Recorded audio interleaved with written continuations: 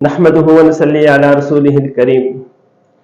जब हम किसी शख्स से नफरत करने लगते हैं तो वो कोई भी काम करे हमें तकलीफ दे लगता है, चाहे वो बिल्कुल आम और नॉर्मल बात ही क्यों ना हो।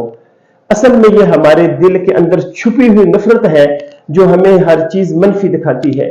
जब दिल में बोझ हो तो हंसी भी तकलीफ देह महसूस होती है, खामोशी भी शक में डाल देती है और बात करना भी हमला महसूस होता है।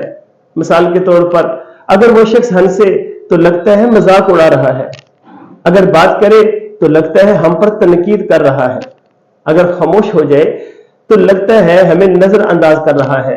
हम एक ऐसे दायरे में फंस जाते हैं जहां ना सुकून होता है ना इत्मीनान, सिर्फ उलझन, शक और जहनी थकन।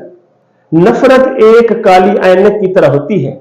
नफरत जो है एक काली ऐनक की तरह होती है जो हर मंजर को बगाड़ कर दिखाती है, जबकि मुआफी, दरगुजर और दिल का सुकून एक ऐसा आईना है जो चीजों को जैसे हैं वैसे दिखाता है, साफ, रोशन और पुरसुकून।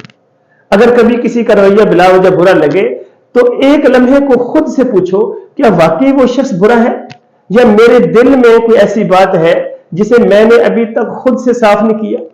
हम अक्सर चाहते हैं कि दूसरे बदल जाए, हालांकि असल तब्दीली हमारे अंदर से शुरू होती है।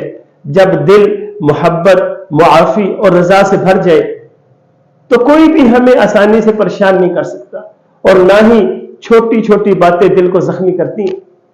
दिल को नरम रखो, निगाह को साफ रखो और दुनिया तुम्हें पहले से ज्यादा रोशन लगेगी, क्योंकि सुकून बाहर नहीं दिल के अंदर होता है और दिल वही देखता है जो इसके अंदर होता है।